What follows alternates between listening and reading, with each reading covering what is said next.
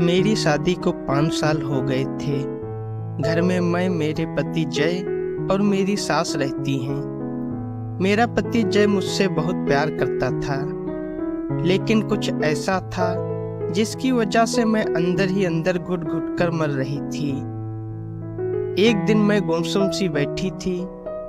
मुझको तो पता ही नहीं चला कि जय कब मेरे पास आकर खड़ा हो गया था। जब जय ने मेरे कंधे पर हाथ रखा तो मैं चौंक पड़ी और पूछा, आप यहाँ पर कब आए? जब तुमने देखा, कहते हुए जय ने मुझको गौर से देखा। ऐसे क्या देख रहे हैं? मैंने शरारत भरे लहजे में पूछा।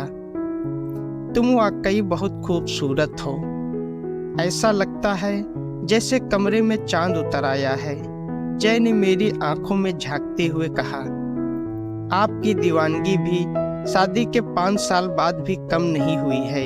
मैं हंसते हुए बोली, क्या करूं, यह तुम्हारे हुस्न की ही करामात है। जय मेरी हंसी को गौर से देखे जा रहा था।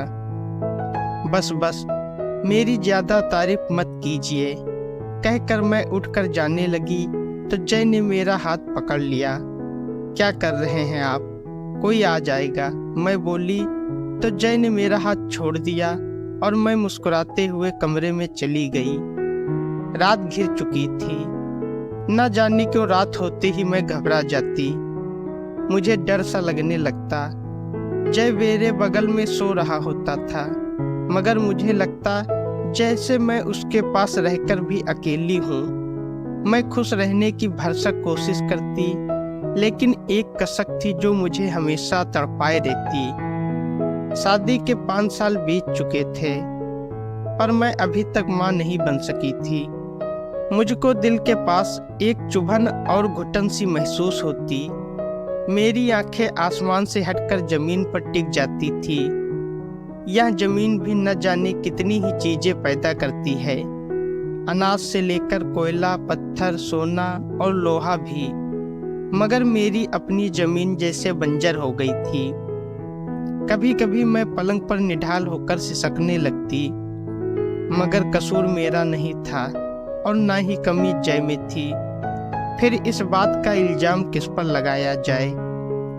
जय मुझको हर तरह से खुश रखने की कोशिश करता, मगर मैं जब जय की माँ का चेहरा देखती तो कांप सी जाती। जुबान से न कहते हुए भी आंखों और चेहरे से माँ बहुत कुछ कह जाती। मुझे तो खानदान की फिक्र है। ऐसा लगता है अब खानदान का यहीं पर खात्मा हो जाएगा। घर में कोई चिराग जलाने वाला भी न होगा। न जाने कितनी बातें, शिकायतें और ताने सासू माँ के चेहरे से जाहिर थे, मगर बेटी के वजह से मानो उनकी जबान गूंगी हो गई थी।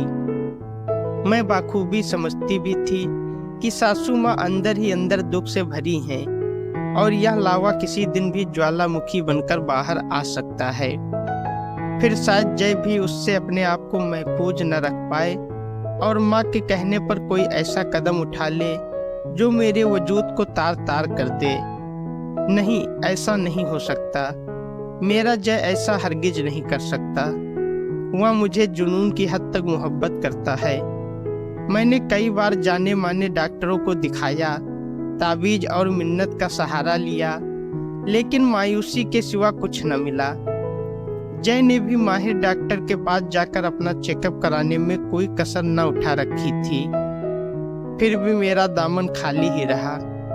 मैं हर उस हसीन लम्हे का इंतजार करती जब मेरी उम्मीद पूरी हो, मेरी गोद भरे और मैं खुशी से फूली न समाऊं। लेकिन जैसे खुशी मुझसे रूठ गई थी।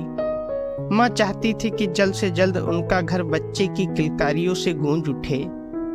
2 नन्हे नन्हे हाथ उनकी तरफ बढ़े, लड़खड़ाते कदमों से कोई उनकी तरफ कदम बढ़ाए और वे दौड़कर उसे गले लगा लें, उसे खूब चूमे और सारा प्यार उस पर न्यौछावर कर दे। जब सब जगह से उम्मीद टूट गई तो एक दिन मेरी सास एक बाबा के पास गई। सासू माँ रोआसी होकर बाबा से बोली, मेरे बेटे की शादी को 5 साल हो गए हैं, लेकिन अब तक कोई औलाद नहीं हुई है। हालांकि डॉक्टर को भी दिखाया, दोनों में कोई कमी नहीं है, फिर भी न जाने क्या बाबा कुछ देर तक खामोश रहे। फिर बोले, ऐसा करो, तुम रविवार को अपनी बहू को दोपहर में मेरे पास लेकर आओ।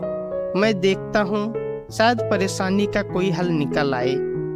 घर लौटते ही माँ ने मुझे और मेरे पति दोनों को सारी बातें बताई। जय ने भी हामी भर दी ताकि माँ को इत्मीनान हो जाए। मैंने बाबा की इतनी तारीफ सुनी कि मैं भी उनकी इज्जत करने लगी। रविवार को माँ मुझको लेकर बाबा के पास पहुंची। उस समय वहां उनका कोई चेला मौजूद नहीं था। हम दोनों ने जाकर बाबा के चरण स्पर्श किए। बाबा ने आंखें खोलकर हम दोनों को देखा। उनकी निगाहें मुझ पर टिक गईं।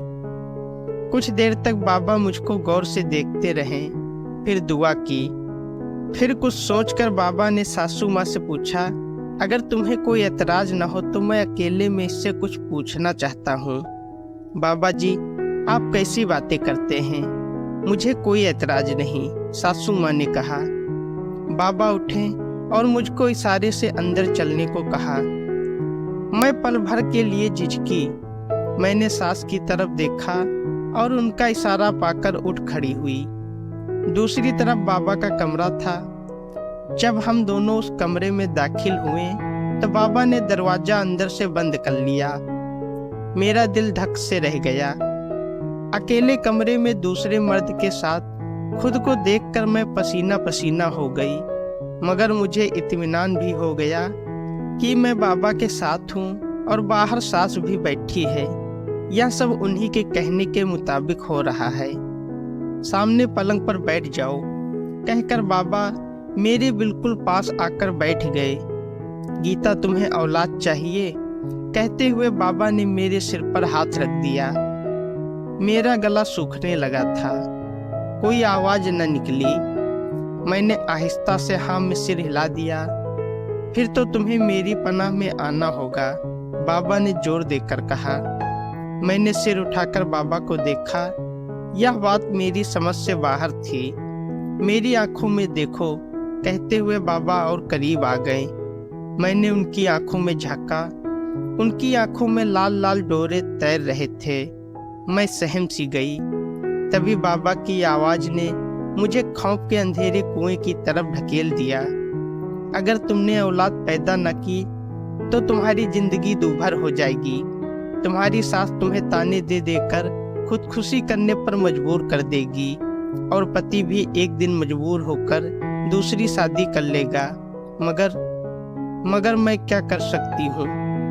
तुम बच्चा पैदा कर सकती हो। कैसे? मेरे करीब आओ, बाबा ने कहा। तो मैं थोड़ा झिझकते हुए जरा सरकी। मुझ पर किसी तरह का खुमार सा चढ़ रहा था। या औलाद पाने की ख्वाहिश थी जिसने मेरी शर्म की सारी जंजीरें एक झटके के साथ तोड़ दी और हम दोनों एक दूसरे से लिपट गए। फिर धीरे धीरे हम एक दूसरे में समा गए। काफी देर बाद हम दोनों बाहर आए। मैंने सिर पर आंचल डाल रखा था। बाबा, मेरी बहू माँ बनेगी ना?